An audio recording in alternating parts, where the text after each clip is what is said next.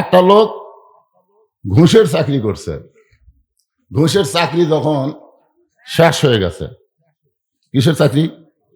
ঘুষের চাকরি যখন শেষ হয়ে গেছে তখন আল্লাহর ভয়ে কাঁদতেছে আর বলতেছে, আল্লাহ আমি আর জীবনে ঘুষ খাবো না, আল্লাহ আমি আর জীবনে ঘুষ খাবো না। তো ওই যে কাঁদতেছে আর বলতেছে, আল্লাহ তোমার ভয়ে আমি আর জীবনে ঘুষ খাবো না, তখন দুই কান্দের দিয়ে ফেরেশতা বলতেছে, আল্লাহ কি লেখমো? কারণ এই যতদিন ঘুষের চাকরি করছে ততদিন তোমার ভয় করেনি, এখন চাকরি চলে গেছে ভয়ে কাঁদতেছে। আমাদের বাংলাদেশে এরকম কিছু মানুষ আল্লাহর ভয় করে, যখন হয় চামড়া ঢিল আল্লাহর সাথে দেয় মিল। জোরে কোন কথা ঠিক কিনা? সারা জীবন নামাজ পড়ে নাই, বুড়া বয়সে মসজিদে চেয়ারে নিয়ে ঢুকছে, এরকম কিছু মুসল্লি আছে না নাই? দেখবেন যৌবন কালে মসজিদে নাই, বুড়া বয়সে মসজিদে, তা আবার 27 গুণ সওয়াব নষ্ট করে বেড়াচ্ছে। আপনার বলেন তো জামাতে নামাজ পড়লে কয় গুণ? তো 27 গুণ সওয়াব হবে খালি জামাত পড়লে, না কাতার সোজা করা লাগবে? তো কাতার সোজা করবার গেলে কিসের সাথে কাতার সোজা করবেন? পায়ের গোড়ালির সঙ্গে গোড়ালি মিল করা লাগবে। তাহলে যেই বেটা কাতারের মাঝখানে চেয়ার রাখছে, ওর চেয়ার যতক্ষণ থাকবে আপনার 27 গুণ সওয়াব পাবেন না। তাহলে 27 গুণ সওয়াব যদি পাবার চান, ওর চেয়ার আস্তে করে 2 নম্বর কাতারে দেওয়া লাগবে। 2 নম্বর কাতার লোক বলবে না এই চেয়ার থাকলে তো আমরা 27 গুণ পাচ্ছি না, তাহলে 3 নম্বর কাতারে দেওয়া লাগবে। 3 নম্বর কাতারের লোক বলবে চেয়ার থাকলে তো আমরা 27 গুণ থেকে মাহরুম হবে, 4 নম্বর যাইতে যাইতে ওই বারান্দার যাবে। মসজিদের মধ্যে কোনো চেয়ার চলবি না। জোরে কোন কথা ঠিক কি না? কারণ 7 বছর থেকে নামাজের তালিম দেওয়া লাগবে, 10 বছর থেকে জোর করে নামাজ ধরার লাগবে। ওই 10 বছর থেকে না ধরছে বুড়া কালে। কি এই জন্য আল্লাহ বলেন হাক্কা তুকাতিহি, ভয় করার মতন ভয় করা লাগবে। ভয় করার মতন ভয় যদি করতে চান, মাঝে মধ্যে গোরস্থানে যাবেন। আপনারা তো বছরে একদিন আসেন, আজকের এই মাহফিলের দিন আইছেন নাকি? আর যখন কেউ মরে তখন আসলে সম্মিলিত গোরস্থানের মধ্যে একটা মর্তবায় আলাদা। একা একা থাকার চাইতে সকলে মিলে মরার পরে এক জায়গায় থাকা ভালো। এই গোরস্থান সর্বপ্রথম আল্লাহর নবী বানাইছে, যে গোরস্থানের নাম হলো জান্নাতুল বাকি। জোরেকার নাম কি? জান্নাতুল বাকি। রাসূলের রওজার পাশেই এই গোরস্থান। যে গোরস্থানে কি লিয়ে গেলেন?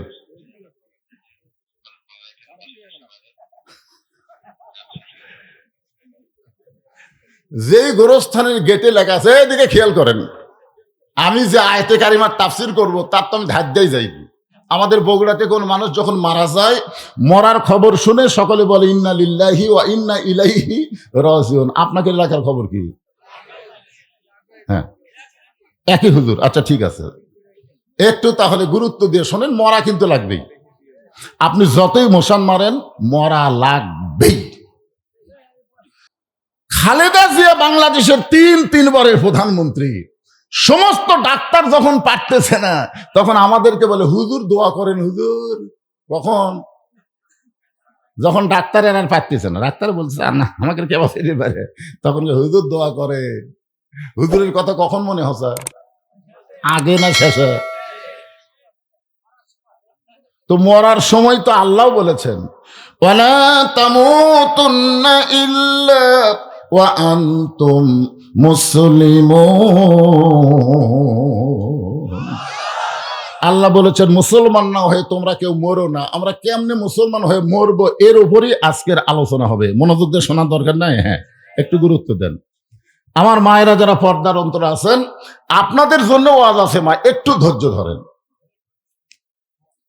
অনেকে আমাকে বলেছে হুজুর আজকে পুরুষের চাইতে মেয়েরা অনেক বেশি, তো এদের দিকে খেয়াল করে একটু ওয়াজ করবেন। কারণ একটা মেয়ে যদি ভালো হয়, গোটা এলাকার মানুষ ভালো হতে বাধ্য হবে।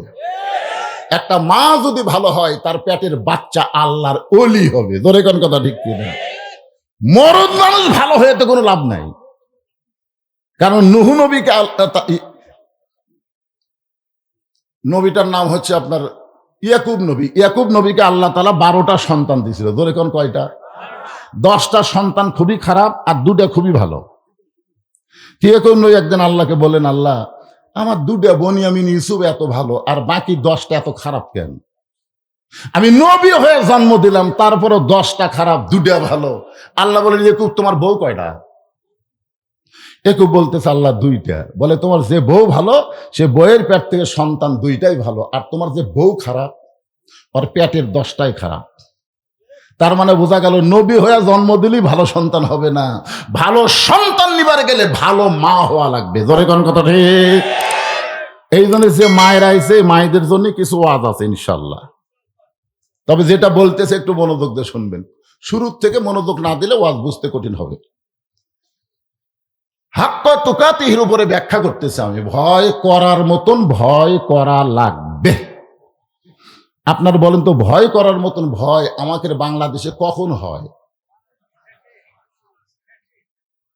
খেয়াল করে দেখবেন দাদি কিন্তু বোরকা পরছে, নাতনির গাওয়াত বোরকা নেই। আমার বগুড়ার কথা বলতেছে, একটা বুড়ি মানুষ বোরকা পরছে, যে বুড়ির দিকে বুড়াও তাকায় না, ওই বুড়ি বোরকা পরছে। কে দাদি বোরকা পরছেন? কাইকে মরা লাগবি ভাই, মরা লাগবি ভাই। আপনার বলেন তো দাদি আগে মরবে না নাতনি আগে মরবে? এর কি কোনো? আজকে আপনারা বলেন দাদা আগে মরবে না নাতি আগে মরবে? তাহলে দাদা 5 ওয়াক্ত নামাজ পড়ে, নাতি পড়ে না, কারণ কি? কি এই ছেলেরা মাহফিলের বেড়া বেড়া ঘুরতিস?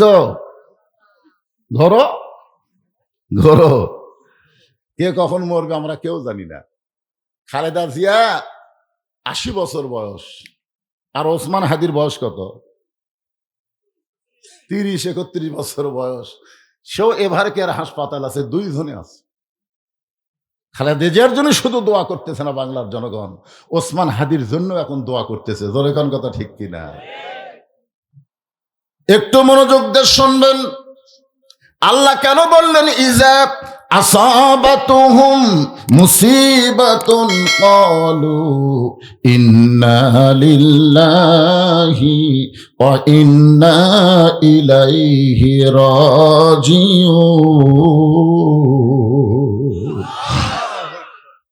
আগে শব্দের অর্থ শোনেন। ইজা মানে যখন, আসাবাতুহুম মুসিবা তোমাদের উপরে বিপদ আপদ মুসিবত আসবে, কলু তখন তোমরা বলবে ইন্না লিল্লাহি ওয়া ইন্না ইলাইহি রাজিউন।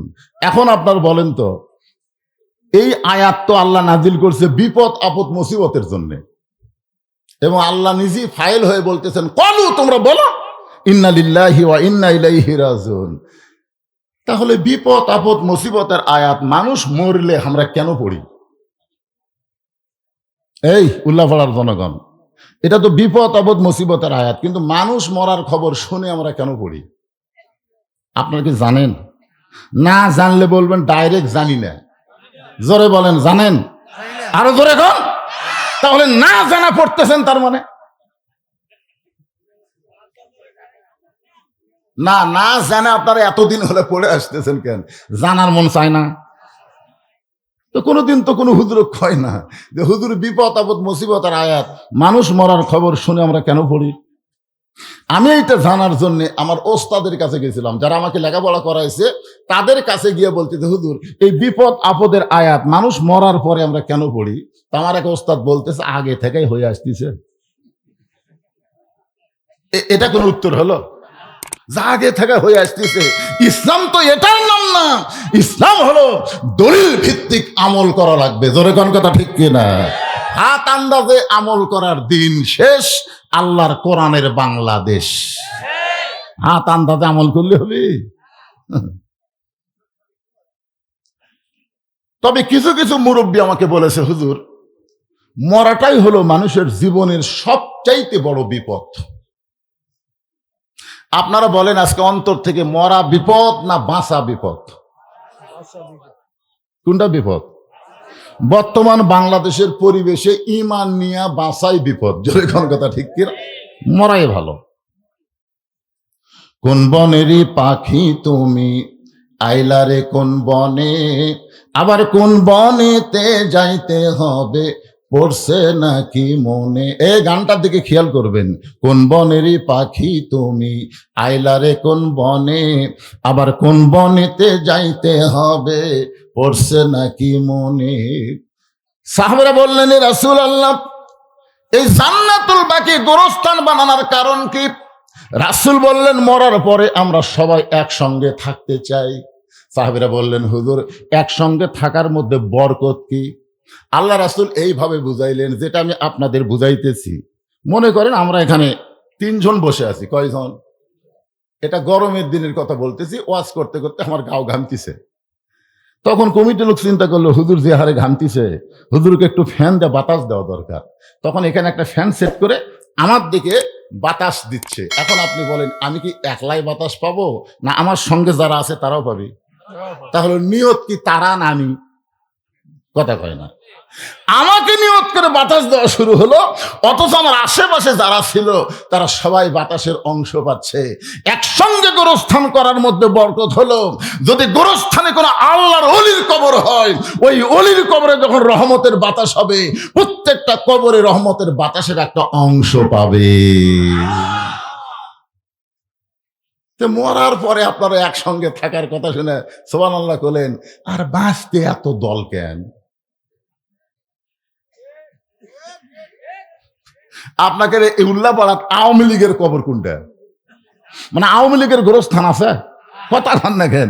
বিএনপির কোন গোরস্থান আছে? জামাতে ইসলামের কোন গোরস্থান আছে? তাবলিগ পীর মুরিদিন আলাদা কোন গোরস্থান নাই।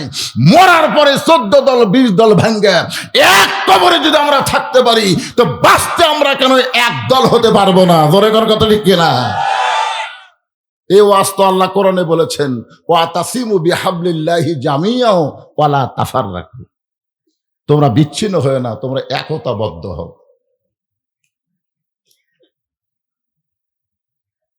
এই জান্নাতুল বাকি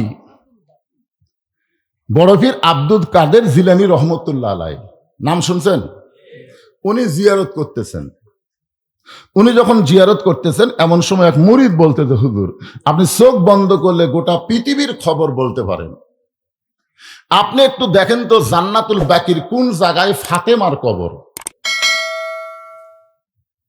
ইন্না লিল্লাহি ওয়া ইন্না ইলাইহি রাজিউনের উপরে কিন্তু আলোচনা হচ্ছে, একটু মনোযোগ দিবেন। কোথায় আসলেন, কোথায় আসছেন, কোথায় যাবেন। যতই 3 তলা 4 তলা বাড়ি বানা বারবার দেখেন, খালি কি দেখতেছেন ভাই? 5 তলার ভিত দিছি হুজুর, 3 তলা হতে রড বার করে থুছি, দোয়া করবেন, দোয়া করবেন। আর 2টা তালা দান করবার পারি। আর 2 কান্দের ফেরেশতা বলতেছে আল্লাহ এর কান্দর থাকা লাভ নাই, ই খালি উপর দিকে দেখে নিচের দিকে তাকাই না। কি দেখতেছেন? রড বার করে থোসা। আপনি যতই 5 তলা তৈরি করেন আপনি 5 তলার বাসিন্দা না, আপনি হলেন নিচতলার বাসিন্দা। জোরে কোন কথা ঠিক কি না? কিন্তু যেদিন ডাক পড়িবে, কিন্তু যেদিন ডাক পড়িবে কবর মাঝে যাইতে, জোগাড় কিছু করছো বন্ধু তার মাঝে বিছাইতে। আপনার বলেন তো কিন্তু যেদিন মানে কোন দিন? একটু মনোযোগ দা শোনেন, এখান থেকে বাড়ি যাওয়ার কোনো গ্যারান্টি? একটা লোক বলেন হুজুর আমার বাড়ি সবচেয়ে কাছে, তো ওই রাস্তার ওই পারে আমার বাড়ি হুজুর, আমি জানোই। এই কথাটা বলেন তো দেখি। তাহলে মাত্র রাস্তার ওই পাশে বাড়ি যাওয়ার গ্যারান্টি যদি না থাকে, কি নিয়ে আমরা অহংকার করব? সবাইকে যাইতে হবে, কেমনে যাওয়া লাগবে এই বিষয়টা একটু মনোযোগ দিয়ে শোনার দরকার আছে না নাই? হ্যাঁ, সবাই একটু মনোযোগ দেন। জুয়ান হন, বুড়া হন, ছোট বাচ্চা হন, এদিকে খেয়াল করেন। আব্দুল কাদের জিলানী রহমতুল্লাহ আলাইহি বললেন, রে মুরিদানা, আমি চোখ বন্ধ করলে শুধু দুনিয়ার খবর জানি না, আল্লাহ আমাকে এত যোগ্যতা দান করেছে, চোখ বন্ধ করে আল্লাহর আরশ পর্যন্ত আমি দেখতে পাই। মুরিদ কি বলছেন? যে আপনি চোখ বন্ধ করলে গোটা দুনিয়ার খবর বলতে পারেন। কিন্তু আব্দুল কাদের জিলানী বলতেছে আল্লাহ আমাকে এত ক্ষমতা দান করেছে, জালিকা ফাদলুল্লাহ ইউতিহি মাইয়াশা আল্লাহু যুল ফাদলিল আযীম। আল্লাহ আমাকে এত ক্ষমতা দান করেছে, আমি চোখ বন্ধ করলে শুধু দুনিয়া না আল্লাহর আরশ পর্যন্ত দেখতে পাই। এই কথা বলার পর আব্দুল কাদের জিলানী ছোট বাচ্চার মতন কান্না শুরু করেছে। মুরিদরা বলে, হুজুর আপনি কান্দেন কেন? আব্দুল কাদের জিলানী বললেন, এই জান্নাতুল বাকির মধ্যেই মা ফাতেমার কবর আছে, কিন্তু কবরটা কোন জায়গায় এটা কিয়ামত পর্যন্ত কেউ বলতে পারবে না। যেই বলেছে জান্নাতুল বাকির মধ্যেই ফাতেমার কবর, কিন্তু কবরটা কোন জায়গায় কিয়ামত পর্যন্ত কেউ বলতে পারবে না। সমস্ত মুরিদ বলে, হুজুর কেন বলতে পারবে না? আব্দুল কাদের জিলানী বললেন, ফাতেমা হইলেন জহুরা। আল্লাহ রাসূল বলেছেন, সাইদাতুন নিসাই আহলুল জান্নাহ ফাতেমা তু জহুরা। সমস্ত মুরিদ বলে, হুজুর জহুরা মানে কি? আমার মায়েরা যারা পর্দার অন্তরাল, আপনাদেরকে সমন্বয় করে কথা বলতেছি, কারণ পুরুষ মানুষ শুধু ভালো হলে হবে না, নারীদেরকেও ভালো হওয়া লাগবে। ধরে কোন ঠিক কি না? আপনার বলেন তো, ইয়াজিদ নামে একটা ব্যক্তির নাম শোনেন আপনারা? আবার হোসাইনের নাম আপনারা শোনেননি? আপনার বলেন তো, ইয়াজিদের মায়ের নাম কি? একটা লোকও জানে না রে। ইয়াজিদ কি মাটি ফেটা হসে না একটা মায়ের পেট থেকে হসে? তাহলে হোসেনের মায়ের নাম ফাতেমা সবাই জানেন, তো ইয়াজিদের মায়ের নাম জানা লাগবে না? বাংলাদেশে ইয়াজিদের মতন সন্তান আছে না নাই? জোরে কোন আছে না? কথা বলেন। এরকে মা ওকে আজকে ওসমান হাদিকে যে গুলি করেছে, সে ফাতেমার গোষ্ঠীর সন্তান না, সে ইয়াজিদের মায়ের মতন মায়ের সন্তান। জোরে কোন কথা ঠিক কি না? হ্যাঁ, ইয়াজিদের মায়ের নাম আজকে আপনাদের বলে দে, এটা মুখস্থ রাখবেন। মায়ের নাম হলো লাইসা বিনতে সাইবা। হ্যাঁ, এটা মনে রাখবেন। এর আগে আমি প্রতাপ মাহফিলে বলেছি কয়েক বছর আগে, এগুলা মায়ের নাম মনে না রাখলে তো বিপদ। কারণ সামনে যে সাওয়াল পাওয়াল আসতে থেকে হাতের মধ্যে মোবাইল। আমি একটা হুজুর তেজত আসতেছি, খুব তড়িঘড়ি করে হাত ধরে টানতেছে, টানিস কে হুজুর? একটা সেলফি। আগেকার লোকেরা হাতের সঙ্গে মুসাফা করতো, দোয়া নিত, আর এখনকার ছেলেরা হাত টানে একটা ছবি। কি যে আলেমদেরকে টানতে সেলফি তুলবার চাই, ওই কোন মায়ের সন্তান, এটা আমাদের জানার অধিকার আছে না নাই? জোরে কোন আছে না নাই? ইয়াজিদের মায়ের নাম হলো লাইসা বিনতে সাইবা, আর হোসাইন রাদিয়াল্লাহুর মায়ের নাম হলো ফাতেমা তু জহুরা। সমস্ত মুরিদ বলে, হুজুর জহুরা মানে কি? আব্দুল কাদের জিলানী বললেন, জহুরার অর্থ যদি শুনতে চাও তাহলে মনোযোগ দিয়ে শোনো। এশার নামাজের পরে হযরত আলী যখন বাড়ির ভিতরে, রাতের সবচাইতে শেষ নামাজের নাম কি? আরো জোরে কোন। আমি ফরজের কথা বলতেছি, আপনি তাহাজ্জুদ গেলেন কেন? তাহাজ্জুদ নামাজ। সাহাবীরা প্রশ্ন করলে, ইয়া রাসূলুল্লাহ, 5 ওয়াক্ত নামাজ আর তাহাজ্জুদ এই দুইটার মধ্যে পার্থক্য কি? আল্লাহ রাসূল বললেন, 5 ওয়াক্ত নামাজ হলো ইবাদত আর তাহাজ্জুদ হলো মহব্বত। তো সাহাবীরা বললেন, হুজুর ইবাদত আর মহব্বতের পার্থক্য কি? আল্লাহ রাসূল বলেন, ইবাদতের বিনিময়ে মানুষ জান্নাত চায়, আর মহব্বতের বিনিময়ে মানুষ আল্লাহ চায়। বুঝতে পারলেন? আমরা 5 ওয়াক্ত নামাজ পড়ে কি চাই? জান্নাত চাই। জোরে কোন কি চাই? আর তাহাজ্জুদের নামাজ আদায় করে মানুষ জান্নাত চায় না, মানুষ নামাজের মালিক আল্লাহকে চায়।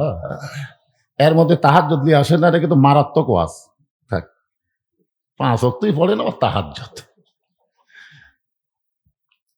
এখন হয়তো বলবেন, হুজুর ফজরের নামাজ তো রাতের শেষ নামাজ। ফজর কিন্তু রাতের নামাজ না, ফজর হলো সবে সাদেকের নামাজ। একটু মনোযোগ দিয়ে শোনেন। এশার নামাজ আদায় করে হযরত আলী যখন বাড়ির ভিতরে, যেদিকে তাকায় সেদিকে আলহামদুলিল্লাহ, বাড়ির যেদিকে হযরত আলী তাকায় সেই দিকে আল্লাহর প্রশংসা। ফাতেমার দিকে তাকায় দেখে সুন্দরী ফাতেমা সাইদা গুইদা বসে আছে। হাসান হোসেনের দিকে যেই মাত্র তাকাইছে, সুন্দর কাপড় পরে সাইদা গুইদা রাখছে। বিছনার দিকে যখন তাকাই, সুন্দর করে সাজাইছে। আপনার বলেন তো, একটা পুরুষ মানুষ বাহির থেকে যখন বাড়িতে যায় আর বাড়ির পরিবেশ যখন সুন্দর দেখে, তার অন্তরটা আল্লাহ জান্নাতের নিয়ামত দিয়ে ভরে দেয়। আর আমরা বাহির থেকে যখন বাড়ির যাই, যাই দেখি এক বাচ্চা ফ্যাঁ ফ্যাঁ করে কান দিচ্ছে, আর একটা ধুলের মধ্যে পড়ে আছে।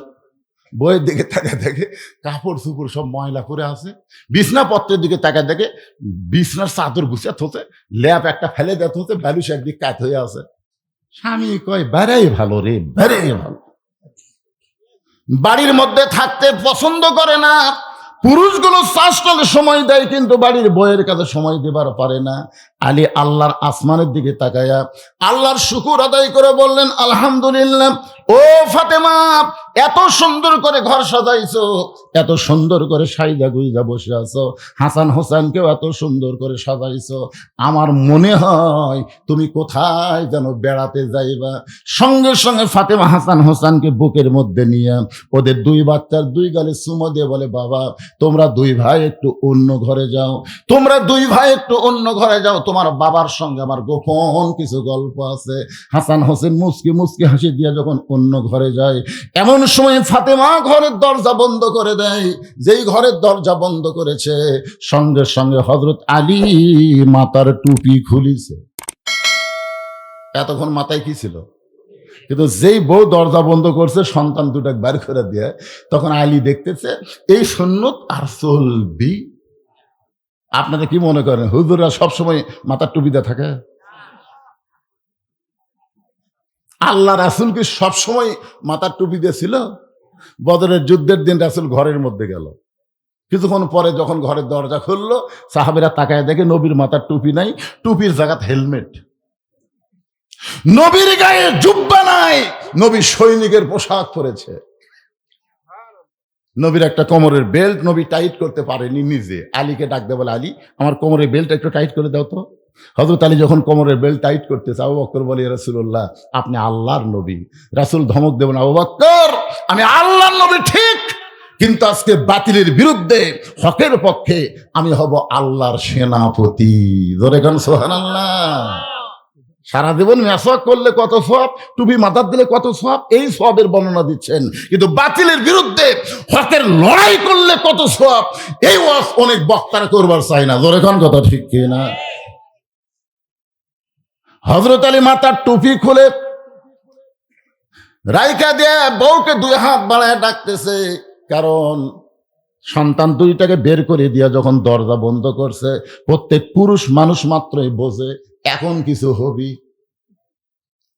যেই মাত্র হযরত আলী দুইটা হাত বাড়ায় দেয়, এমন সময় ফাতেমা দৌড়ে গিয়ে স্বামীর বুকের মধ্যে মাথা ঢুকাইয়া ছোট বাচ্চার মতন কাঁদতেছে। আলী বলে, ফাতেমা এমন করে কেন কাঁদতেছ?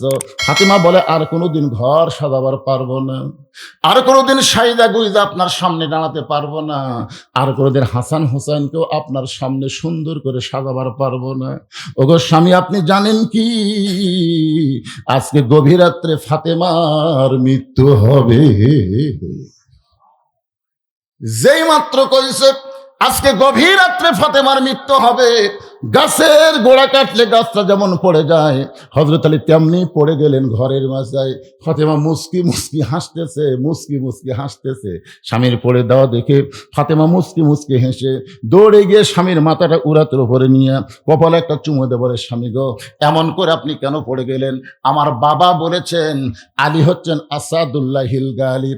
আমার বাবা বলেছেন আমি আনা মাদিনাতুল ইলমে ওয়া আলী ও বাবুহা। আল্লাহর নবী বলেছেন কিয়ামত পর্যন্ত হযরত আলীর মতন সাহসী বীর কেউ হবে না, কিয়ামত পর্যন্ত আমার আলীর মতন কোন জ্ঞানী ব্যক্তি দুনিয়াতে আর আসবে না। সুবহানাল্লাহ। জ্ঞানের দিক দিয়ে হযরত আলী কয় নম্বর? আবার শক্তির দিক দিয়ে? তাহলে যিনি শক্তিশালী মানুষ, জ্ঞানী মানুষ, বইয়ের মরার খবর শুনে এরকম পড়ে যাওয়া লক্ষণ ভালো? যেরকম লক্ষণ ভালো। কারণ জ্ঞানী মানুষ বিশ্বাস করতে হবে দুনিয়া থাকার জায়গা না, আসলে যাওয়া লাগবে। কথা কন নাকি? যারা বোকা গর্ধব তারাই 3 তলা 5 তলা 7 তলা বিল্ডিং বানায়, আর জ্ঞানী মানুষ কবরটা কেমন তার জান্নাত হবে এই চিন্তায় প্রতি কদমে কদমে হিসাব করে। ধরে কোন কথা ঠিক কিনা? হযরত আলীর মতন জ্ঞানী কেউ নাই। আল্লাহর নবী যখন মদিনার প্রেসিডেন্ট হলেন, মদিনার রাষ্ট্রপতি হলেন, ওই সময় হযরত আলীকে আল্লাহর নবী শিক্ষামন্ত্রীর দায়িত্ব দিয়েছিলেন। নবী যখন মদিনার প্রেসিডেন্ট, ওই সময় শিক্ষামন্ত্রী হলেন হযরত আলী। ধরে কোন সুবহানাল্লাহ। আবু বকর রাদিয়াল্লাহু যখন মদিনার খলিফা হলেন, তখন শিক্ষামন্ত্রী হলেন হযরত আলী। উমর ফারুক যখন মদিনার খলিফা হলেন, ওই সময় শিক্ষামন্ত্রী হলেন হযরত আলী। ওসমান গনি যখন মদিনার খলিফা হলেন, ওই সময় শিক্ষামন্ত্রী হযরত আলী। খলিফা পাল্টাবে কিন্তু শিক্ষামন্ত্রী পাল্টায় না। সুবহানাল্লাহ কবেন না? আজকে 90% মুসলমানের দেশে যদি আলীর মতন শিক্ষামন্ত্রী থাকতো, তাহলে প্রাইমারির কবর হতো, প্রত্যেকটা প্রাইমারিকে নুরানি মাদ্রাসা হিসেবে স্বীকৃতি দেওয়া হতো। জোরে কোন কথা ঠিক না? আজকে প্রাইমারি কি হয়? আপনাকে এলাকার প্রাইমারি যে একটু 2-1 দিন সার্ভে করে দেখেন তো কি হয়। ওটি ছোট বাচ্চাদেরকে শিক্ষা দিচ্ছে, একদম বাগডম ঘোড়াডম সাজে, ঢাক ঢোলক ঝাঁঝর বাজে, বাজতে বাজতে চললো ঢুলি, ঢুলি গেল কমলা ফুলি। আপনার বলেন তো এর মধ্যে একটা কথা সত্যি আছে? এই মিথ্যা কথা শিক্ষা দিয়ে মাস গেলে 50,000 টাকা বেতন পায় এই 90% মুসলমানের দেশে। শিক্ষামন্ত্রী যিনি বর্তমান বাংলাদেশের দায়িত্বে, শিক্ষা উপদেষ্টা, ওই জানি না রাসূল বলেছেন খায়রুকুম মান তাআল্লামাল কুরআনা ওয়া আল্লামাহ। ওই ব্যক্তির চাইতে দামি সম্মানী কোনো ব্যক্তি নাই যে ব্যক্তি কোরআন শিখেছে এবং অপরকে কোরআনের শিক্ষা দেয়। আপনারা বলেন তো মুসলমানের ঈমান রক্ষা করার জন্য 1 নম্বর শিক্ষার নাম কি? আরো জোরে। অথচ আমাদের বাংলাদেশে 90% মুসলমানের দেশে আমরা তেমন শিক্ষামন্ত্রী পাইলাম না। ফাতেমার স্বামীর মাথাটা উড়াতর করে নিয়ে কপালে একটা চুমো দিয়ে বলে, স্বামী গো, এমন করে আপনি কাঁদবেন না। আপনি কি জানেন এই দুনিয়া থাকার জায়গা না, এই দুনিয়া আসলে যাইতে হবে।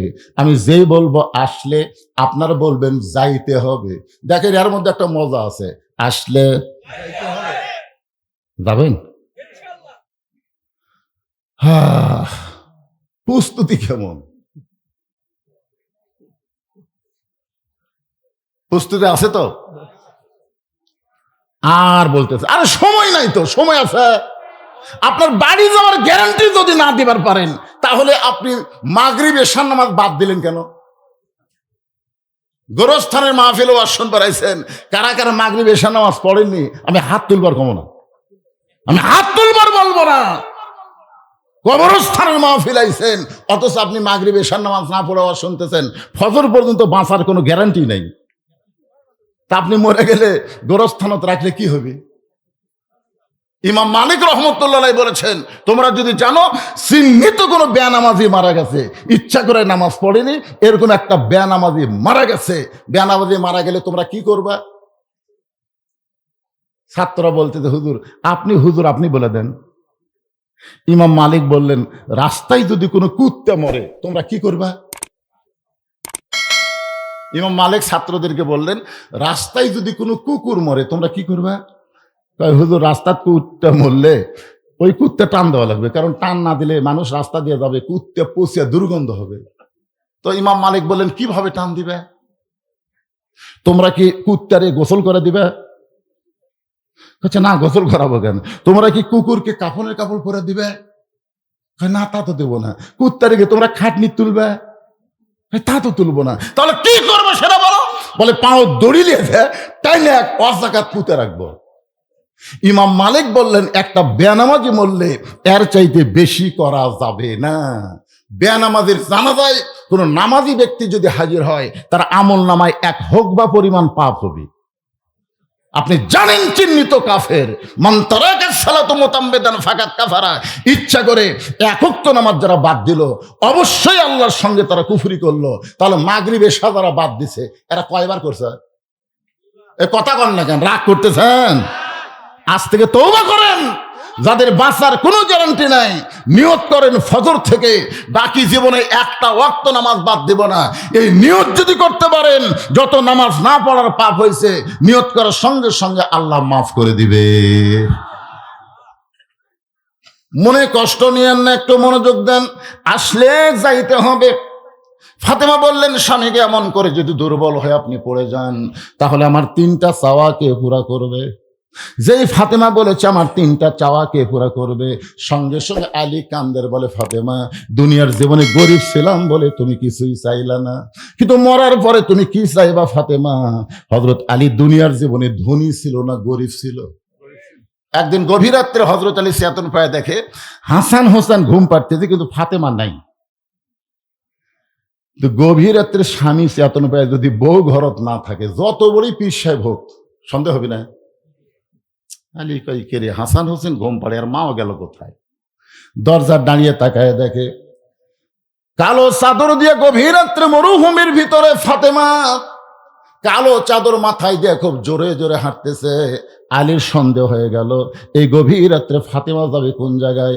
পিছনে পিছনে রওনা দেয়। আল্লাহর নবী যেই ঘরে ঘুম পাড়তেছে ওই ঘরে জানলার পাশে ফাতেমা দাঁড়ায় বলে, বাবা আজকে আমি বড় বিপদে পড়ে আপনার ঘরের জানলায়, আজকে যদি আমার মা খাদিজা জীবিত থাকতো তাহলে আমি কখনোই আপনার কাছে আসতাম না। সব হলো মায়ের কাছে। মেয়েদের কথা কার কাছে? আমাকে আল্লাহ কোনো ছেলে দেয়নি, বুঝলেন, 3টা মেয়ে দিছে। এই 3 মেয়ে যখন ঘুম পাড়ছে আমি একটা দোলনাও কিনি। আমার বউ কয় দোলনা কিনেন। আমি কই না, মেয়েরা যেন কোনোদিন বলবার না পারে যে ছেলে না হওয়ার কারণে মেয়েদেরকে বাপ তাচ্ছিল্য করছে, এরা যেন বলবার না পারে। এই জন্য 2.5 বছর পর্যন্ত আমার 3টা মেয়েকে আড়াই করে আমি বুকের উপর ঘুম পাড়াছি। অত সেই মেয়েগুলো বড় হয়ে আমাকে আর কিছুই কয় না, সব মায়ের কাছে কয়। আমি একদিন 3 মেয়ে যখন মাকে বলতে ফিস, আমি খালি মায়ের কাছে ফেস করিস, আমার কাছে আসো। আমার ধমকি শুনে 3 মেয়ে আমার ঘরে ঢুকলো। আমি বলি কি দরকার? সেটা আপনি যদি বোঝেন। তখন আমি 3 মেয়ে 300 টাকা দিলাম, 100 করে 300 দিলাম, দিয়ে বললাম কি মা আর কি লাগবে, সেটা আপনার বিবেচনা। তখন আবার 100 করে 300 দিলাম, দিয়ে বললাম মা আর কি লাগবে, সেটা যদি আপনি দেন। তখন আবার 3 জনকে 100 করে দিলাম। ওরা 3 জন ঘরের মধ্যে মুচকি হাসিতে আমাকে সালাম দেবার হয়ে গেল।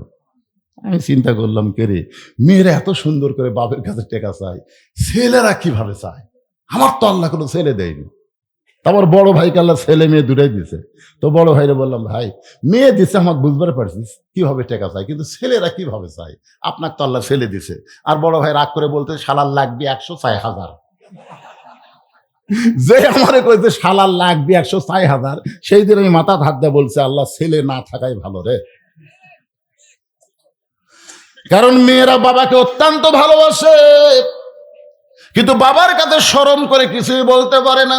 কিন্তু ফাতেমার খাদিজা মা তো দুনিয়া থেকে বিদায় নিয়েছে, এখন বলবে কেমনে? এখন বাবার জানলার কাছে গভীর রাতে দাঁড়ায় বলে, বাবা একটু মেহেরবানি করে ঘরের দরজা খোলেন, বাবা একটু মেহেরবানি করে ঘরের দরজা খোলেন। সঙ্গে সঙ্গে নবী যখন ঘরের দরজা খুলে দেয়, এমন সময় ফাতেমা ঘরের মধ্যে ঢুকছে আর হযরত আলী জানলার পাশে গিয়ে দাঁড়াইছে। মনে মনে চিন্তা করতেছে, দেখি বাপ বেটির মধ্যে এই গভীর রাত্রে কি গল্প হয়। এই নিয়ত করে হযরত আলী জানলার কাছে কান লাগায় দিছে। এমন সময় ফাতেমা বলে, বাবা একটু বাতি জ্বলান। রাসূল বলে, ফাতেমা বাতি জ্বলান লাগবে না, তুই কি বলবি বল। ফাতেমা বলতেছে, বাবা এর আগে বহুবার বলছি, বলে কোনো কাম হয় নাই, আজকে গভীর রাত্রে আপনাকে একটু দেখাবার চাই, একটু আপনাকে দেখাবার চাই। যেই মাত্র নবী ঘরে বাতি জ্বলাইছে, সঙ্গে সঙ্গে ফাতেমা 2টা হাত নবীর দিকে বাড়ায় দেয়। বাতির আলোতে নবী দেখতে পায় হাতের তালু আছে, কিন্তু তালুর উপরে চামড়া নাই, 2টা হাত গোস্তের টুকরার মতন হয়ে গেছে। ফাতেমা বলতেছে, বাবা আমার হাসান হোসেন ঘুম পাড়তেছে, আমার স্বামী ঘুম পাড়তেছে, আমার হাতের এই খবর আমার ছেলেরাও জানে না, আমার স্বামীও জানে না। বাবা আপনার কাছে গোপনে আইছি গভীর রাত্রে, 3টা দিনের জন্য আমাকে একটু খাবার দেন বাবা, আমি জানি আমার স্বামীর দিবার মতন কিছুই নাই, এত গরিবের সঙ্গে আমার বিয়ে দিয়েছে, এখন কি করবেন বাবা, 3টা দিনের জন্য একটু খাবার ব্যবস্থা করেন। কারণ আমার হাসান হোসেন যদি জানতে পারে ওরা খাওয়া দাওয়া বন্ধ করে দিবে, আমার স্বামী যদি জানতে পারে বড় কষ্ট পাবে। আলী কান্দার বলে, ফাতেমা রে, দুনিয়ার জীবনে গরিব ছিলাম বলে তুমি কিছুই চাইলা না, আজকে গভীর রাত্রে দুনিয়া থেকে বিদায় নেবে, এই মৃত্যুর সময় তুমি কি চাইবা ফাতেমা? ফাতেমা বলে, স্বামী গো, আমার 1 নম্বর চাওয়া হলো রাতের অন্ধকারেই মৃত্যুবরণ করব। আমি পর্দানিশী নারী, রাতের অন্ধকারেই কিন্তু আমাকে দাফন করা লাগবে, দুনিয়ার কোনো মানুষ যেন আমার খবরটা না জানে। আমার 2 নম্বর চাওয়া হলো আমার কোনো জানাজার ব্যবস্থা করবেন না। হযরত আলী কান্দের বলে, ফাতেমা তুমি নবীর কলিজার টুকরা, তোমার মৃত্যুর খবর শুনলে হাজার হাজার মানুষ তোমার জানাজায় হাজির হবে, তোমার জন্য দোয়া দোয়া করবে, তুমি কি মানুষের দোয়া চাও না? ফাতেমা বলে, স্বামী গো, দুনিয়ার সমস্ত মানুষ যদি বলে ফাতেমা ভালো, আর আপনি যদি বলেন ফাতেমা ভালো না, ওই মানুষের দোয়া দিয়ে কোনো ফাতেমার লাভ হবে না। আর দুনিয়ার তামাম মানুষ যদি বলে ফাতেমা খারাপ, আর আপনি যদি বলেন আমার বউ ফাতেমা ভালো, আমার ঈমান বলতেছে স্বামীর সার্টিফিকেটে আল্লাহ তাআলা ফাতেমার জন্য 8টা জান্নাতের দরজা খুলে দিল। তাহলে বউ ভালো হওয়া লাগবে কার কাছে? এই জোরে বলেন কার কাছে? আর হামাকের গুলা ল বলতে কি কয়, খালি তুমি আমাকে দেখতে পারো না, পাড়ার মধ্যে খুঁজে দেখো আমার বিরুদ্ধে কেউ নেই। মায়েরা শোনেন, পাড়ার লোকের আপনাকে যতই ভালো বলুক, স্বামী যদি ভালো না বলে আপনি কোনোদিনও জান্নাতে যাবার পারবেন না। ভালো হওয়া লাগবে ঘরের পুরুষের কাছে। জোরে কোন কথা ঠিক কিনা? পর পুরুষের কাছে ভালো হয়ে লাভ আছে? কিন্তু এরা তো আমাদের কাছে ভালো হওয়ার চায় না। যখন কোনো জায়গায় বেড়াবার যায় তখন দেখবেন ভালো ভালো কাপড় পরে, মালা বালা পরে সাজিয়া গুজা যায়।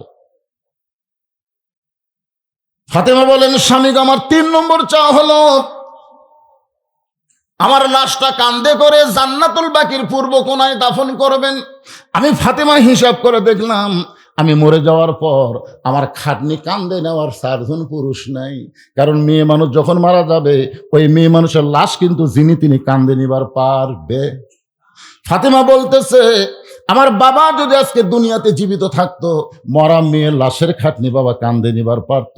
আমার হাসান হোসেন যদি বড় হইতো, মায়ের লাশের খাটনি কান্দে নিবার পারত। কিন্তু 6 মাস আগে আমার বাবা দুনিয়া থেকে বিদায় নিয়েছে। আমার হাসান হোসেন এত ছোট, এরা 2 ভাই মায়ের খাটনি কান্দে নিবার পারবে না। শুধু আপনি আমাকে কান্দে করে ওই জান্নাতুল বাকির পূর্ব কোনায় সবুজ রঙের একটা বাতি জ্বলবে, ওই বাতি বরাবর আমাকে দাফন করবেন। আমার কবর খুঁড়তে যদি আপনার কষ্ট হয়, তাহলে আপনার একান্ত বন্ধু যদি কেউ থাকে দুনিয়ায়, তারে বলে দিবেন সে যেন গোপনে ফাতেমার কবরটা খনন করে দেয়। তবে শর্ত দেবেন দুনিয়ার কোনো মানুষকে যেন না জানাই। হযরত আলী গভীর রাত্রে কাঁদতে কাঁদতে বাড়ি থেকে যখন দৌড় দেয়, হাসান হোসেন চমকে গেল। যেই মা আমাদের ঘর থেকে বের করে দিয়া আমরা মনে করেছিলাম আমাদের মা বাবা আজকে প্রেম নিবেদন করবে, কিন্তু দরজা বন্ধ করে মা বাবারে কি কইলো, বাবা কেন কাঁদতে কাঁদতে ঘর থেকে বাইরে গেল। হযরত আলী কাঁদতে কাঁদতে আবু যর গিফারের জানলার কাছে, ছোট বাচ্চা যেমন ফোফায় ফোফায় কান্দে, এমন করে কাঁদতেছে আবু যর গিফারে। ঘরের ভিতর থেকে চিন্তায় পড়ে গেল, এমন করে কে কান্দে রে জানলার কাছে। দরজা খুলে বাইরে এসে দেখা সাদুল্লাহিল গালিব হযরত আলী ছোট বাচ্চার মতন কাঁদতেছে। আবু যর গিফারি হাঁটু গেড়ে বসে বলে, আলী ভাই, জীবনে কত যুদ্ধ তোমার সঙ্গে করলাম, কোন যুদ্ধে তোমাকে পরাজিত হয়ে কাঁদতে দেখি নাই।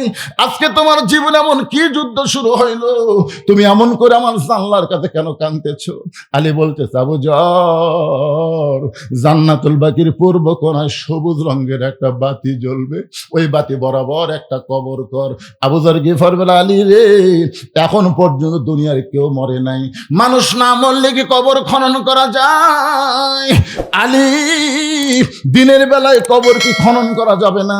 আলী বলতেছে, আবু যর, আমার বিবি ফাতেমা পর্দানিশী গভীর রাত্রে মৃত্যুবরণ করবে, শর্ত দিয়েছে এই রাতের বেলায় তাকে দাফন করা লাগবে।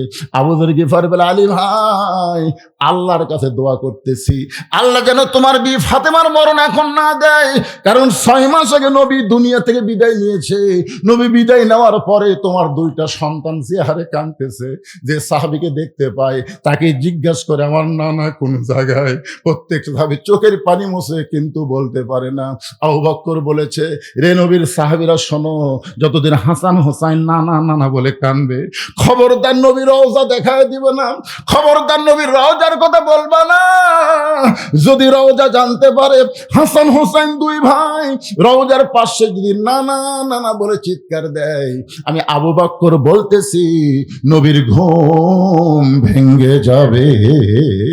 কারণ আমাদের নবী রওজার মধ্যে মরে নাই। আমাদের নবীর সম্পর্কেই কথা বলা হয়েছে, ইসলামের আলো জ্বালায়া দিয়া নবী ঘুমায়া আসেন সোনার মদিনায়। সবাই মহব্বতে বলেন, ইসলামের পতাকা উড়ায়া দিয়া নবী শুইয়া আসেন সোনার মদিনায়। আবু যর গিফারি বলে, আলী 6 মাস হলে তোমার 2টা সন্তান নানা নানা বলে কাঁদতেছে, এখন যদি মা দুনিয়া থেকে বিদায় নেয় তাহলে তোমার 2টা সন্তানকে তুমি কেমনে থামাবে? আলী রে, দোয়া করো আল্লাহর কাছে, আল্লাহ যেন ফাতেমার মৃত্যু না দেয়। আমরা খালেদা জিয়ার জন্য দোয়া করি, আমরা ওসমান হাদির জন্য দোয়া করি, তাহলে ফাতেমার জন্য দোয়া করার দরকার আছে না নাই? আলী বলতে যে কবুল হবে না, যতই দোয়া করো কবুল হবে না, কারণ ফাতেমা আল্লাহর কাছে চাইছে আর আল্লাহ চাওয়া মোতাবেক কবুল করেছে। আল্লামা সাইদি কি চাইছে? আল্লামা সাইদি চাইছে আল্লাহ আমাকে শাহাদতের মৃত্যু দিও। জোরে কোন কথা ঠিক কিনা? তার সঙ্গে অনেক মাহফিল আমি একসাথে করছি, একই মঞ্চে আল্লামা সাইদি হুজুরের সাথে ওয়াজ করছি। উনি সবসময় বলতো, মৌলানা দোয়া করো আল্লাহ যেন শাহাদতের মৃত্যু দেয়। তো শাহাদতের মৃত্যু তো জেলখানার মধ্যে হবি না ভাই। এই জন্যই তাকে জেলখানা থেকে হাসপাতাল নিয়ে গিয়ে তাকে হত্যা করা হয়েছে, আর হত্যা করা মাত্রই তিনি শহীদ হয়ে গেছে। ধরে কোন কথা ঠিক কি না?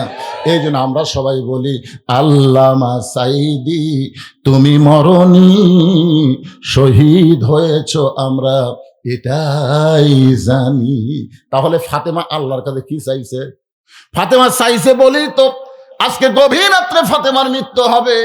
আলী বলতেছে, আবু যর আর দেরি করিস না, রাত কিন্তু আস্তে আস্তে শেষ হয়ে যাবে। আবু যর গিফারি কোদাল নিয়ে ওই জান্নাতুল বাকির পূর্ব কোনায় গিয়ে দেখে সবুজ রঙের একটা বাতি জ্বলতেছে, যেই বাতির কোনো তার নাই, যেই বাতির কোনো সুইচ নাই, বিনা তারে বিনা সুইচে আমার আল্লাহ অটোমেটিক জ্বলায়া দিছে। সুবহানাল্লাহ, জোরে কন। মাটি দিয়ে সবাই যখন চলে আসবে, আপনাকে মাটি দিয়ে সবাই যখন চলে আসবে, কি দরজা আছে, জানলা আছে, খেতা আছে, বালিশ নাই, কিছুই নাই, ইমানের নূর আর আমল দিয়া আপনার কবরকে আল্লাহ এমন করে সাজায় দিবে, আপনার অন্ধকার কবর কবর থাকবে না, কবরকে আল্লাহ জান্নাতের বাগান বানায় দিবে। কি মনে করছেন? আপনি নামাজ পড়তেছেন, রোজা করতেছেন, আপনি দান সদকা করতেছেন, আপনার কবর অন্ধকার ছোঁয়ার জন্যে? রে, জানলা দরজা কিছুই নাই, তারপরে আল্লাহ তাআলা অটোমেটিক বাতি জ্বলাই দিবে। সেই বাতিটা হলো ইমানের আলো। জোরে কোন সুবহানাল্লাহ। আবু যর গিফারি লক্ষ্য করে দেখে একটা বাতি জ্বলতেছে, যেই বাতির কোনো তার নাই, যেই বাতির কোনো সুইচ নাই, বিনা তারে বিনা সুইচ অটোমেটিক আল্লাহ জ্বলাই দিছে। আবু যর গিফারি লক্ষ্য করে দেখে বাতির আলো গোলাকার হয়ে পড়ে নাই, কবরের মতন চার কোনা হয়ে পড়েছে। ওই আলোর মধ্যে গভীর রাত্রে আবু যর গিফারি কোদাল মারা শুরু করেছে। কোদাল মারের বলে, কবর রে, দিনের বেলায় কবর না খুঁড়ে এ রাতের বেলায় কবর খুঁড়তে আসলাম। কবর রে, তুই কি বলতে পারিস এ রাতের বেলা কেন কবর খুঁড়তেছি? কবর, খবরদার বেয়াদবি করবি না। আজকে এমন একজনকে কবর দেওয়া হবে, আল্লাহ নবীর মেয়ে হওয়ার পরেও নবী তাকে মা বলে সম্মান করেছে। হাসান হোসেন 2 ভাই নবীর পাশে বসে আছে, 2 ভাই।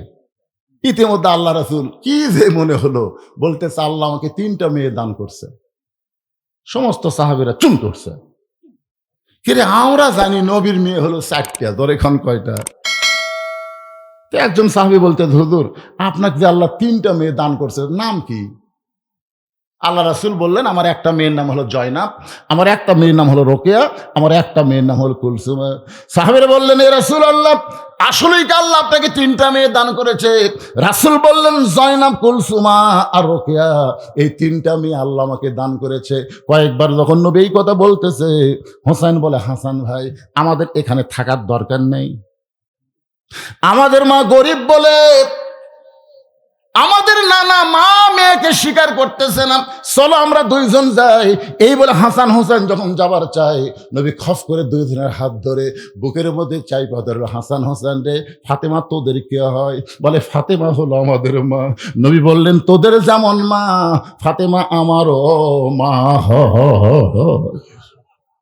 সমস্ত সাহাবীরা বলে, রাসূলুল্লাহ আমরা সবাই জানি ফাতেমা হলো আপনার মেয়ে।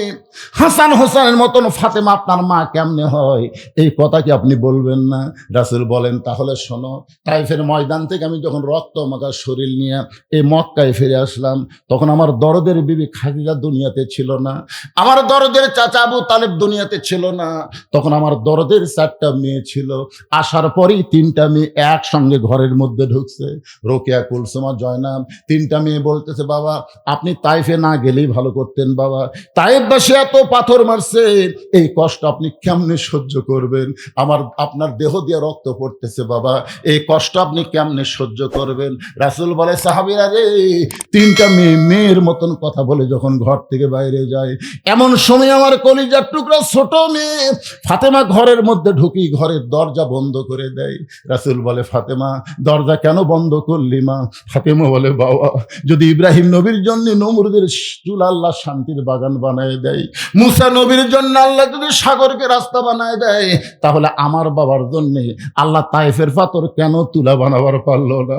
বাবা গো, জন্মের আগে আপনি বাবা হারাইছেন, 6 বছর বয়সে আপনি মা হারাইছেন, এই দুনিয়াতে আপনার কেউ নেই, এমনকি আল্লাহ পর্যন্ত আপনাকে দেখতে পারে না। যদি আল্লাহ আমার বাবাকে দেখতে পারতো, তাহলে রক্ত মাখা শরীর নিয়ে আমার বাবা কেন ঘুরে আসলো? বাবা আপনার দেহে রক্ত আমার কলিজা দিয়ে ধরছে বাবা, আমি কেমনে সহ্য করব, আমি কেমনে সহ্য করব? রাসূল বলেন, সাহাবীরা রে, 3টা মেয়ে আমাকে বলেছে কষ্ট কেমনে সহ্য করবেন, আর ফাতেমা বলতে আমি কেমনে সহ্য করব। এ কথা বলে কাঁদতে কাঁদতে দরজা খুলে দেখ, যখন বাইরে যায় আমি তাকায় দেখি ফাতেমা আমার পাগলি হয়ে গেছে, চুলার মধ্যে পানি গরম করতেছে, জয়তুনের তেল গরম করতেছে, পানি আর জয়তুনের তেল গরম করে আবার ঘরের মধ্যে ঢোকে, দরজা বন্ধ করে দিয়া এক টানে তার উরাতের উপরে আমার শোয়া দিয়া আমার দেহের জুব্বা খোলে, যত জায়গায় তাইফবাসী পাথর মারছে প্রত্যেকটা জায়গায় নরম কাপড় গরম পানির মধ্যে চুবড়াইয়া চুবড়াইয়া আমার গোটা দেহ পরিষ্কার করে ফাতেমার নরম আঙ্গুলের মধ্যে জয়তুনের তেল নিয়ে যখন আমার ক্ষতস্থানে মালিশ করে দেয়, আমি নবী কখন যেন ঘুমায় গেছি। ওই ঘুমের ঘরে স্বপ্নে দেখি আমার মা আমিন আমার শিওরের পাশে দাঁড়ায় কাঁদতেছে। আমি নবী নাই রে সাহাবী, আমি আর নবী নাই, আমি একজন মা হারা সন্তান, এত বছর পরে মা রে পাইয়া আমি 2 কানা হাত বাড়ায় বললাম, মা আইছেন যখন আর আপনাকে চাইতে দিব না। এই বলে আমার মার হাতটা যখন খপ করে চাইবা ধরেছি, এমন সময় ফাতেমা আমার কপালে একটা চুমা খায়, ফাতেমার চোখের পানি আমি নবীর চোখের পানির মধ্যে চোখের মধ্যে ঢুকে আমার ঘুমটা ভেঙে যায়। আমি বললাম, ফাতেমা এ করে কেন কাঁদতেছিস মা, এমন করে কেন কাঁদতেছিস? ফাতেমা বলে, বাবা আমি কান্দি না, আপনি তো আমারে কান্দান, আপনি ঘুমের মধ্যে মা বলে আমার হাতটা চাইবা ধরেছেন, এখনো পর্যন্ত আপনি হাতটা ছাড়েন নাই। রাসূল বলে, ফাতেমা রে, মা বোধের যদি হাত চাইবা ধরি তাহলে শুনে নে মা, তুই শুধু আমার মেয়ে না, তোর ভিতরে রয়েছে আমার মা আমিনা। আবু যর গিফারি বলে, খবরদার বেয়াদবি করবি না, কারণ তোর মধ্যে এমন একজন মা আসবে যার 2টা সন্তানকে আল্লাহ জান্নাতি যুবকদের সর্দার বানায়া দিছে। সুবহানাল্লাহ কোন না কেন? সাইদুস শাবাবে আহলুল জান্নাহ হাসান ও হুসাইন রাদিয়াল্লাহু তাআলা আনহুমা। রে যুবকেরা, আজকে যারা এখানে বসে আছো, তোমরা যখন হাসরের ময়দানে যাবে, তখন হাসান হোসেনকে আল্লাহ দাঁড় করায় বলবে, হাসান হোসেন যাদেরকে পছন্দ করবে তাদেরকে একসঙ্গে আমি আল্লাহ জান্নাত দিয়ে দিব। আর একদিকে মেসি নেইমারও গায়ে দিই, মেসি সব মেসির পাগল, নেইমারের পাগল, আর্জেন্টিনার পাগল, ব্রাজিলের পাগল, এরকম পাগলা আছে না নাই? ধরে কেন আছে না নাই? একটু মনোযোগ দিয়ে শোনেন। আবু যর গিফারি বলে, খবরদার বেয়াদবি করবি না, তোর মধ্যে এমন একজন বিবিকে রাখা হবে যার স্বামী হলো আসাদুল্লাহিল গালিব হযরত আলী। এই কথা বলে আবার যখন কোদাল মারতে চায়, এমন সময় কবরের ভিতর থেকে আওয়াজ আসতেছে, আবু যর বারবার কবরকে সাবধান করো। আবু যর আজকে শুনে নাও, কার মেয়ে, কার মা, কার বিবি এইটা কবর দেখবে না, আমল যদি ভালো হয় কবর জান্নাতের বাগান হয়ে যাবে, আর আমল যদি খারাপ হয় কবর জাহান্নামের গর্ত হবে। এটা কিন্তু ফাতেমার জন্য বলা হয় নাই, এটা আমাদের জন্য বলা হয়েছে। সকলে বলেন, ইজা আসাবাতুহুম মুসিবাতুন ক্বালু ইন্না লিল্লাহি ওয়া ইন্না ইলাইহি রাজিউন। আবু যর, এই কবরে আমল যদি ভালো হয় কবর জান্নাতের টুকরা হবে, আমল যদি খারাপ হয় কবর জাহান্নামের গর্ত হবে। কে বললো এই কথা? এটা শোনার পর আবু যর আর কোদাল মারতে পারে না, গোটা দেহ থর থর করে কম্পন শুরু হয়ে গেছে। হযরত আবু যর কোদাল ফাইলা দিয়ে কোথায় যেন পালায় গেছে। ফাতেমা শর্ত দিয়েছে, আমার লাশটা কান্দে করে ওই জান্নাতুল বাকির পূর্ব কোণায় সবুজ রঙের বাতি জ্বলতেছে, ওই বাতি বর আমাকে দাফন করবেন। এখন হযরত আলী ঘরের মধ্যে ঢুকে গেছে, ঘরের মধ্যে ঢুইকা দেখে ফাতেমা নিজি নিজি গোসল করেছে। সুবহানাল্লাহ কোন দেখো। একবার রাসূল বললেন, খাদিজা আপনি কি জানেন আল্লাহ 10 জন পুরুষকে জান্নাতের সার্টিফিকেট দিয়েছে, আবার 10 জন নারীকেও আল্লাহ জান্নাতের সার্টিফিকেট দিয়েছে। ধরে কোন সুবহানাল্লাহ। তো খাদিজা বলতে, হুজুর 10 জন পুরুষকে আল্লাহ জান্নাতের সার্টিফিকেট দিয়েছে এটা আমি জানি, আবু বকর, উমর, ওসমান, আলী, এরকম খাদিজা বলতে থেকে 10 জন মেয়েকে আল্লাহ জান্নাতের সার্টিফিকেট দিল, এরা কারা? আল্লাহ রাসূল বললেন, খাদিজা মেয়েদের মধ্যে 1 নম্বর জান্নাতে হলেন খাদিজাতুল কুবরা। পুরুষের মধ্যে 1 নম্বর জান্নাতে হচ্ছে আবু বকর, আর মেয়েদের মধ্যে 1 নম্বর জান্নাতে হলো খাদিজাতুল কুবরা। মা খাদিজা যখন মুচকি মুচকি হাসতেছে তখন আল্লাহ রাসূল বলে, খাদিজা এখন আমি নবী নাই, আমি হলাম স্বামী, আপনি আমার বিবি। কারণ সবসময় নবী হয়ে থাকতে ভালো লাগে না। আপনারা বলেন সবসময় হুজুর হয়ে থাকতে ভালো লাগে? আমার নাতি যখন আমার কাছে আসে তখন কি আমি হুজুর? আমার মেয়েরা যখন আমার কাছে আসে তখন কি আমি হুজুর? আমার বউ যখন আমার কাছে আসে তখন হুজুর না, আমার বউয়ের কাছে স্বামী, মেয়ের কাছে বাবা, নাতির কাছে নানা। জোরে কোনো কথা ঠিক কিনা? আপনার কি মন চায় না? আমাদের সকলের মন চায় একটু নাতির সাথে খেলাধুলা করি, করি কি করি না? একদিন ওই বুকের মধ্যে আমার এক ছোট্ট নাতি খেলেছি, ওই আবার সেই জিদ আলা আমার দাড়ির মধ্যে পাও ঢুকে দিয়ে বুঝলেন চাঁড়া মারতেছে। মানে আমার বুকত বসে লেছি, ওই 2 পাও মারতেছে আমার দাড়ির। যেই কথা এরকম ধমক, ওর মা দৌড়ে এসে বলতেছে, যতই চেষ্টা করেন নবীর মতন হতে পারবেন না।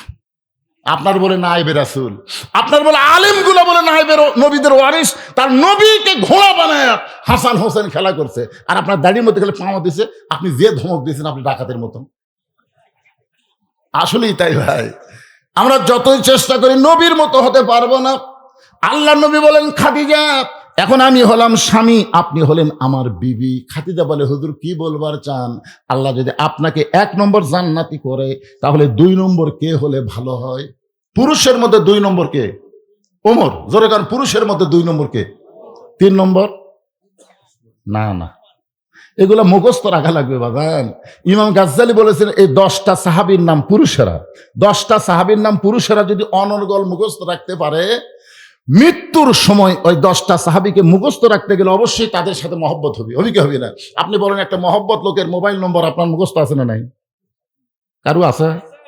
2-1 জনের এরকম মুখস্থ নাই? যার মোবাইল নম্বর আপনার মুখস্থ, বুঝবেন তাকে আপনি মহব্বত করেন।